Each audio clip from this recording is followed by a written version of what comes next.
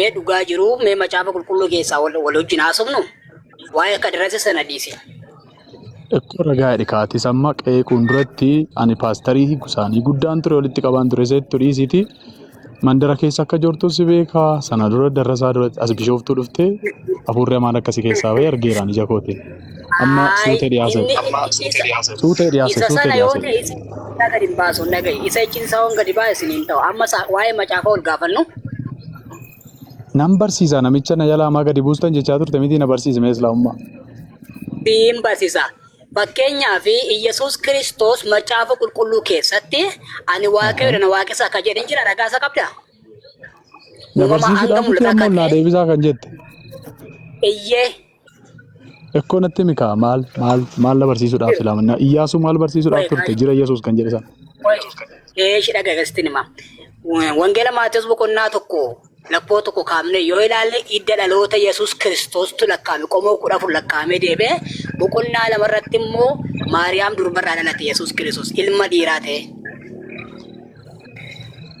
Lama Maatiyus boqonnaa 4 lakkoo tokko irratti immoo hafuura qulqulluutiin geeffamee gara lafa onaatti guyyaa 40 halkan 40 gara Rabbiin kadhachaa ture seexanaan qorame hin beela'e. Erga waaqate akkamitti beela'uu dandeette yaaddate akkamitti kaduu kaariirtu nu baasuu danda'an dhumne gara amantii islaamaa. Yesuus nyaachuu isaa lafa onaatti qoramuu isaa argitee inni waaqaa mitettee deemte mitiire. Deebi'ee Maatiyus boqonnaa mee islaamummaa keessatti maaltu sii galee manatti bakka dhiisi kana dhiisi kun dhiisiti kun ergasitti hafe mee islaamummaa keessatti maaltu sii gale mee maaltu sii gale natti islaamummaa keessatti. Islaamummaa keessatti. Suuraa boqonnaa 20 lakkoofsa 14 maal jedhe beekte? Eeshi. Dhugaan gabbaramaan anadha. Allaan inni dhugaadhaan gabbaramu inni dhugaa waaqeffamu anaa jedhe Museedhaan iddoo sanatti. Okay. Musee. Tokko waaqni keenya waan nama nannu kuni waaqa hin dhalchine waaqa hin dhalanne Rabbi tokkichadha. Okay. Inni achuma jechuudha saddeeta. An saddeetaa mini saddeetaan abbaa kudhan kun maqaan koo badhaasaadha. Badhaasa inni achuma jechuudha akka quraanaatti.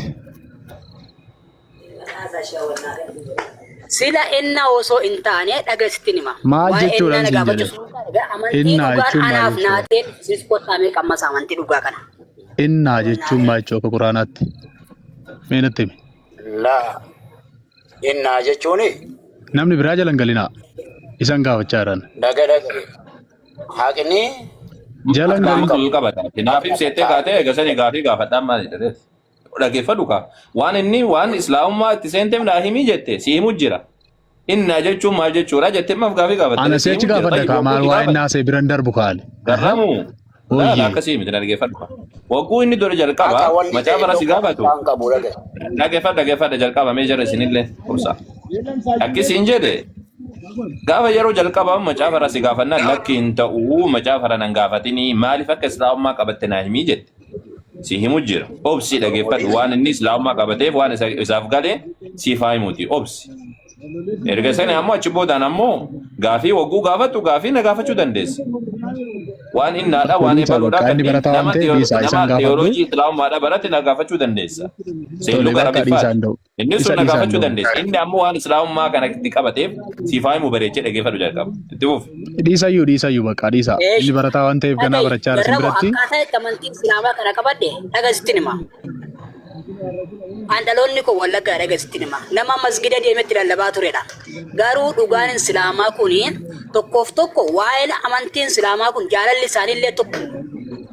Amma tun keessatti immoo isa sirratti dhangalaasiif hin ifumsi.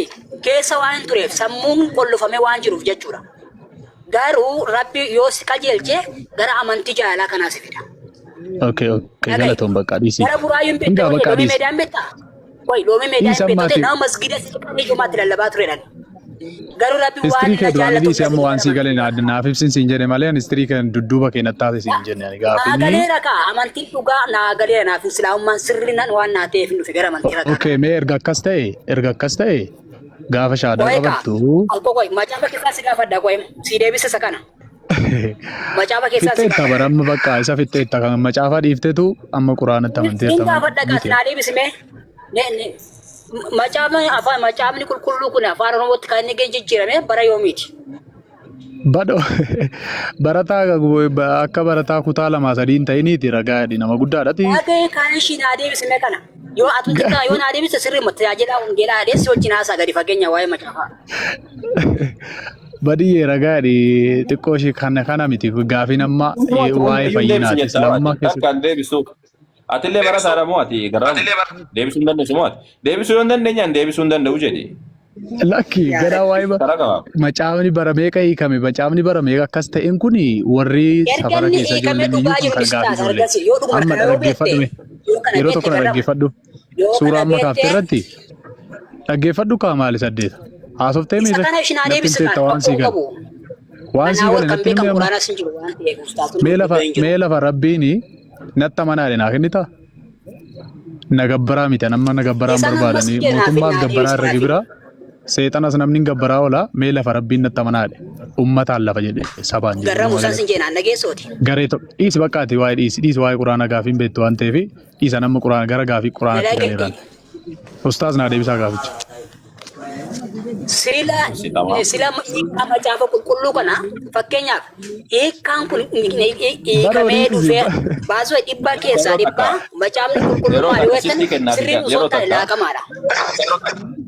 Yeroo akkasitti kenna yeroo akkanaaf obsa. Eesh ustaazaru. Tamam. Yeroo takka garramu wayyee gaafii jiddubaanuu osuma qallatu gaafii lama gaafate. Gaafii lama inni gaafate tokkoffaa irratti innaa kan jedhu maal jechuudha jedhe. Inni innaa kan jedhu maal jechuudha gaafa jedhu innaan qubeedha kun. Innaa yoo jette ammoo yoo ol harkifte ammoo innaa qubee irratti naan dabalamte. Dogongoruu jalqaba innaan hiikni isaa maal jechuu qabdu. Naan maal hiikni isaa jechuu qabda malee. Innaan ustaaz akkana guddaa taasaa ta'i maali? Maal sidhe wanna see maal kun mucaa maal ta'esa? Hundu barreeffatamu. Qubee tokkoon barreessaan jenne barani. Qubee tokkoon barumsaan nu barsiisaa isiniin jechaan jiru. Innaa tayyibtama akkam si barsiisa duubaate qubee irra gaafatte hoo. Innaa jechuun maal jechuudha jette. Innaan qubeedhaa bar inna harfu tawkiidii wa nasbiin jedhaniini warri. Amma guddina keessan illee namoota kana 1500 gidduutti guddina keessan hin xinneessinaati. Aboo yaa gurbaati waan maal akkam nama jibbisiifta isaati. Mee waan personalitiidha gaafii quraanattas gaafii quraanattas deebisnaan ofirraa gadi buuftan. Rabbii kan kee jedhi. Mee takka dhaggeeffadhu takka wacaa miti bakka. Maali jedhan? Akkasiin jedhe wagguu badhaasaa wajjin. Haasee jedhee sitti kennu takka ammoo macaafarraa hin dubbadhu jetta takka as deebitee hin gaafadheetta. Booda ammoo deebitee akka daa'ima kutaa lamaatti ittiin dubbatin jetta. Maala keessa kan keetiin akkamitti ofitti gammadaadhasi. Boonisa ofirra gadagana si xiqqoo siira samiirraa qabbuyi dachiirra qabbuyi xiqqoo si. Na wajjin haasee siin jechuu jira siif hin deebisu siin hin jenne dubbachuu jira. Dhageeffadhu yalla. Dhageeffadhu waan siin jedhu waan tokkoon si deebisa. Waan ati gaafatte tokkoon si deebisa. Yoo lakki akkasiidhaa miti yoo jette lakki akkasii miti yoo jette eega sanii wal mormuu dandeenya. Lakki immoo naaf hin galle yoo jette irra sii deebi'a. Dhageeffadhu jalqaba gaafii ati gaafatte hubadhee jira. Innaa jechuun maal jechuudha jette. Kanumaa mi gaafiin biraa jira? Gaafiin biraa jira si?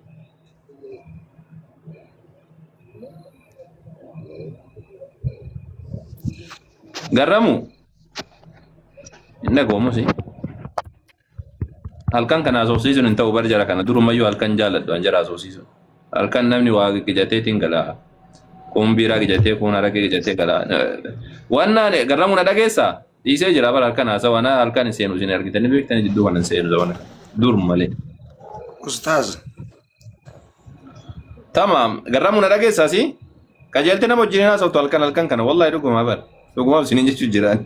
Sababni isaadhaa waggoota amma hin deebisuuf hin jennaan sii deebisaa jedhee itti haasa'u jira. Gasanii waca jidduu kanatti maal godha kan fayyadu. Inni deebisaa fi hayyata olee akkasumatti naaf obsi Idriis ka jettu. Innaa jecha jedhu gaafata. Innaa akka inni jedhutti innaa jedhameen dubbatamu. Amma deebitee jirtan dhageessaam?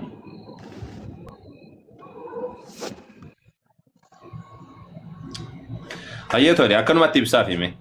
Innaa jechi jedhu maalidhaa jedheetiin gaafate. Innaa jechi jedhu hin jedha jalqabu. Kuni inna jechuuni jecha lama jecha tokko miti jecha arabifaadha jecha lama qubee lama qubee inna jettuu fi qubee naa jettu idgaam walitti taateeti inna jedhama harkifamee jechuudha.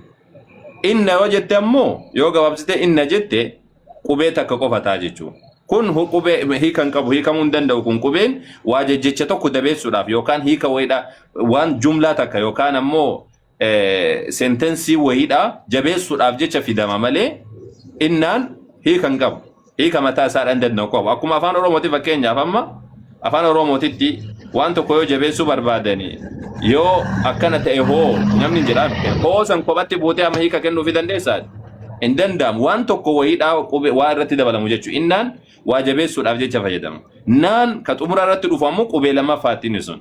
Qubee lammaffaatti inni sun nuyi jecha jedhu. Inna jechuun ta'e jiru suuraa Quraana keessa. Naragaa jirtaam yoo naragaa jiraate xayyibetti isi haasofsiisa. Dura eerfoonii wajjin konneekti ta'ee jira sin nagaan turre amma sin nagaan jira. Naragaa jirtaam amma gajettee nagaa jirtaam. Amma sin nagaan jira. Tamam. Inna jecha jedhu Quraana irraa naaf hidhimee irraa haasofna ture. Ati natti miti ka kiyya jedhu dhiisiiti tamam. Yeroo tokko keessan seenaa ishiiti. Keessa seenii gubbaa seenii maaltu nagaa ani waggoon sii deebisa jedhe seerluga nagaa fatte an seerluga sirritti beeka alhamdulillah rabbil alamin seerluga afaan arabifaadha afaan oromoo seerluga afaan oromoo caalaatti ani afaan arabifaadha beeka seerluga saadha jechuudha. Ani waggoon sii deebisu lakkiin ta'u jedhe xayyiba ka beektu san nutti asfidiiti akkasitti haasofna maal goona reessa kiyya ta'uu erga dideeti kan keefite. Ani ka beeku ka baranne kan beeku isa akkasitti mujjira. Tamam.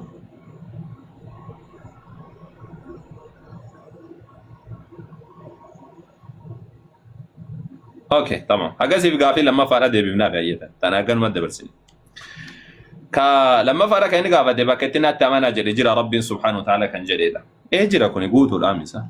Rabbiin subhaanahu wa ta'ala hawaariyootaan gaafa dubbate suuraa shanaffaa ta'ebbaa kudha tokko irratti an aaminu bii wa birasuulii jedha. Natti amanaa jedhee ergama kiyyatti illee amanaa jedheetiin hawaariyootatti beeksisa godhee jedha. Natti amanaa jedhee ergamoota kiyyatti illee amanaa jedheetiin hawaariyootatti beeksisee jedha. Suuraa shanaffaa ta'ebbaa kudha tokko irra jira. Dabalataan suuraa lammaffaa irratti illee Rabbiin subhaanahu wa ta'ala yoo gabroonni kiyya narraa si gaafatan jedha Nabi Muhammadin alayhi salatu wasallam waa'ee kiyya yoo si gaafatan ani kaluudha jira jedhi ittimi jedha. Isaan naaf hawwaatanii natti amananii jedha. Naaf hawwaatanii natti amananii jedha Rabbiin subhaanahu wa ta'ala. Tamam kunum isa kana karaa gallaaliidhaan finne. Kun ammoo Rabbiin subhaanahu wa ta'ala nagabbaraa jedha isa kana gabbartiin barbaaduu jedhe. Yoo gabbartiin barbaanne Yesuus Kiristoos maaliif gabricha jedhamere? Innuu Yesuus iyyuu gabbaraadha. Gabricha jechuun nama gabbaruu jechuudha. Gabricha jedhama kun Yesuus Kiristoos gabricha. Gabricha eegateeti Yesuus Kiristoos macaafa keessa dubbatamee jira gabricha koo jedhe. Maaliif gabricha koo jedhame waan inni gabricha ta'eef jecha waan inni gabbaruudhaaf jecha. Sababa kanaaf jecha Yesuus Kiristoos gabricha jedhame. Inni Rabbiin gabbaru Rabbiin na gabbara gaafa jedhu na tokkochoomsaa gaafa jedhu tokkochummaa kiyya yaada gaafa jedhu Rabbiin subhaanahu wa ta'ala sababa kanaafi jechuu barbaadeeti. Tamam akkasii. Ayyatole Idris kayyatu kun jirta? Jira. Ustaaz jira. Tamam ati kiristaana tayyib naaf obsi takkale nagaafatta. Anoo protestantii anoo beenteedha. Beenteedhaati? Okay tamam macaafa 66 amantaa? Tamam tole ayyatole. Ayyati waa dubbachuu macaafa beektamoo ati wamaan beektu? Maayif hin beekne maayif macaafa qulqulluu maayif hin beekne. Tole ati macaafa of biraa qabdaam? طيب تولي ماتيوس بقولنا كذا لما لكوس كذا سدي بنيمه إندو بيفنا لكوس كذا سدي كذا شيء راكامني دو بيفنا. Okay, نام فيدا نبيرة جرا. تولي فيدي كنت. Okay. بالبلا لما وانا برانك أمني بكيرن جراسي. مي سورة لما فا آية كذا تكون عربي سايرو تكون.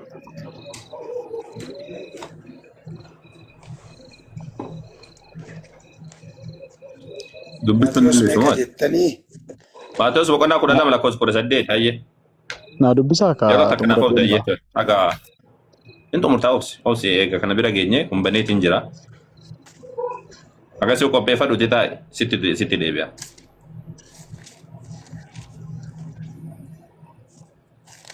Bantee Idris.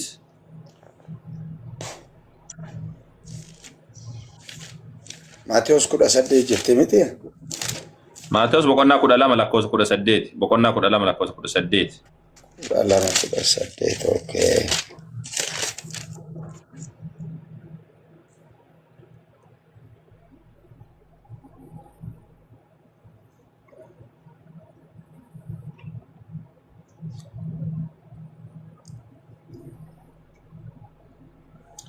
Dubbisi.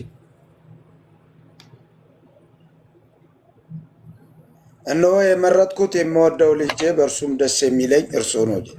አማሪፋን meeqarraa dubbisuu jirtaati? Ani 18 barrees dubbise. Maatiyos Saayif dubbisita. Achirra lakkoofsa 17 rakkaatti dubbisi akka sirrii galu. እነሆ የመረጥኩት የምወደውን በእርሱ ደስ የሚለኝ ልጄ እነሆ ልጄ እርሱ ነው ጀ አነን ጃለዴ አነን lakkoofsa 17 irraa dubbisi mee duuba siqi lakkoofsa 17 irraa dubbisi. አየ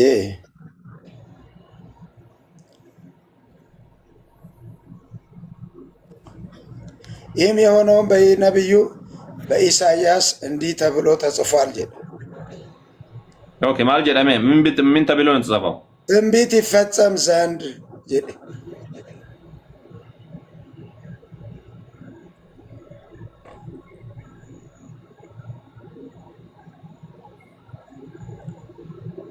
Idris jirta? ጅራ Dubbisi ka maal eegdaree? si dubbise ati oromiffaan sirriitti dubbisime anoo magaala keessa jira amaariffaan dubbise Timbiitiin eenyutu dubbatee jedha waan kana ka dubbate eenyudha jedha. Naafobsi badhaasa. Isaayyaas urii maraataa kana baasaa Naafobsi. Badhaasa naafobsi yeroo takka. maraataa mana beentee ture kana ari'a achi akka abdii ta'a Obsi yeroo takka. Yeroo takka obsi moo? Ati obsi yeroo takka obsi. okay ifa Akkasiin jedhe Isaayyaas dubbatee jedhami kun isa Isaayyaas raajichaan dubbatame raawwachuudhaaf ta'ee jedhami. Isaayyaas raajichaa keessa kamaal jedhu jira jedha. raajin kana ማለትም ይሄ ትንቢት እንዲፈጸም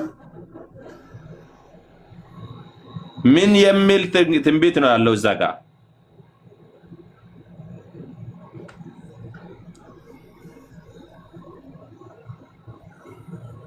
Inni dhageessa asii?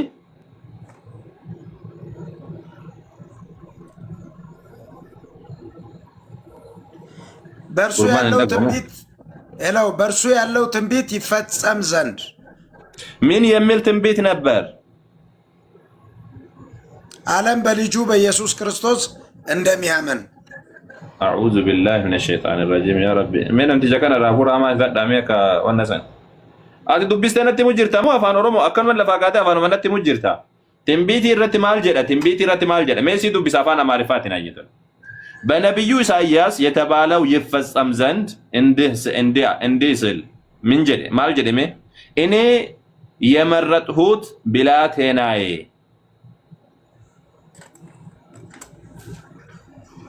እኮ እሱ የመረጠው ብላቴናው ለምንድን ነው ታዲያ? ብላቴና ማለት ምን ማለት ነው? ልጅ ማለት ነው። ትንሽ ልጅ ትንሽ ልጅ ማለት ነው።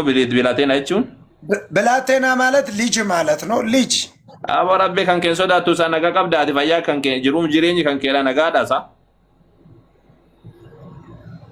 ኡስታዝ ብላቴና አይቹን ዳይማቹ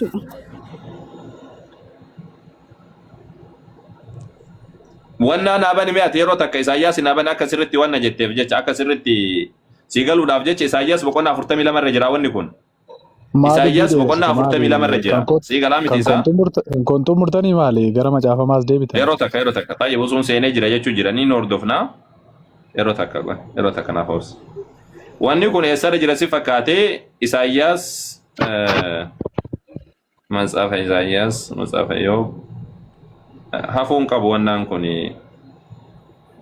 eenyu kana uyyiitiin kun qarraa kun hafuun qabu yaa jamaa Izra Nahmiya Sulatee Tolat Adaqadami Adaqaa yeroo biraa deebina adaqaa bakka. Qoy yeroo takka mee hin bayin ati Idris ka jettu kun. Wanni kun eessarra dubbatame si fakkaate Isaayyaas boqonnaa 42 lakkoofsa tokko irratti. Innahoo ደግፌ የያዝሁት ባሪያዬ jedha. Si galaa miti isaa ani ufii kooti jabeessee kan dhaabe gabrichi koo jedha. Osoo inni faate eegaluudhaaf bakka kana wanni an barbaade Yesuus Kiristoos baariyaa akka ta'e si ibsuu barbaade ture. Yeroo takka naaf yoo husuun faate jalqabaa jiraate baay'ee asuma teenyee hordofnamoo akkam goona jamaa. Yoo dadhabame irraa sin baasa.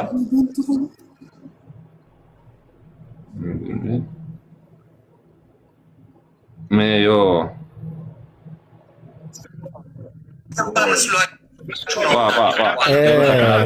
Waalaikum salam. Yoonidha. Wannaa kana mee yoo Yoonidha galle malee namichi. አዎ የነበረችበት ማሷ በጠራችሁ አይደል እንደ ተገናኛችሁት? አይዋ ስለዚህ አንተ ብቻህን ሆነ አሁን ሂድና ጥራው። በቃ ላክለት አሁን እየጠበቀ ኦኬ አልኩ እኮ ነገሩት። እፎይን አበሉት። ቤተሰብ እፎይን አበሉት። maaliif mana isaatitti eegamaa koostiidhaan meeratama jedhame. እየታየ ስላልሆነ ነው ይቅርታ። እናንተ ይታያችኋል? ካለን ይልካለሁ። Amantii ragaa islaamummaa bareedduu kanatti na fide.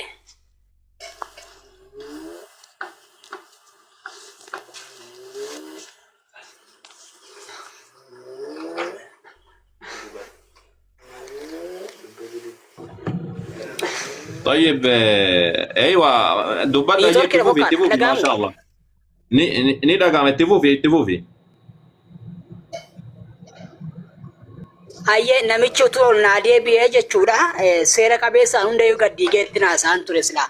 Isa irra dibanii ittiin dhaloota jaanjisan kana osoo isaanii gara amantii ragaaf dhugaa qabu kana gara islaamummaa urgooftu kana osoo dhufanii baay'ee namatti tola. Baasuu islaama jechuun shittoodha. Bakka teessu kan urgooftu jechuudha. Bakka teessu nagaa kan laatu islaama jechuudha. Baay'ee tole galatoomii maqaa isaatii akkis hin jedhe takka siisirreessa yeroo takka waliigala siisirreessa xaayiraan si buuse nama siiseensisaa mee itti haasofta tamaa bakka galii sirraa wanna jedhaatumaan inshaallah itti haasofta tamaa mee moonee tana wajjin haasa'e kun mooneen tun akkasumatti dhamaasanii olii gad deemtiiti. Tole mooneeti. Dhiira moo dubara? Dubartiidha. Moonee ta'etu tun ta'a ammas teessu sana. Macaafa isaanii sirrii beektaa? Macaafa kiristaanaa? Sirriittan beeka. Teoloojii baraddeen jiraani sirriittin beeka. Uumamaa akka mul'ataa sirriitti beeka. Teoloojii. Tamam. Itti haasa'e moonee tana tun. Moonee mee muyti bana hin haasofnaa waliin.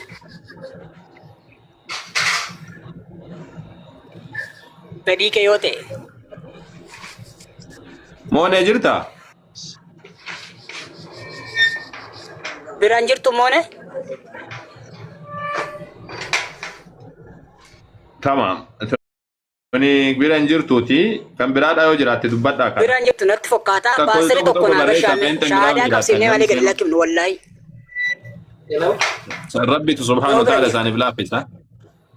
Tayyib. Kiristaanonni abbaa ganamoo kiristaanamoo? Kiristaana baana kiristaana. Ani paastariidha. Daandii jira kan jettan. Waldaa peente kan geggeessan. Ani peenteedha kan kottaa wajjin haasofnas sirriisa. Maaliif yoo jenne ayisa akkuma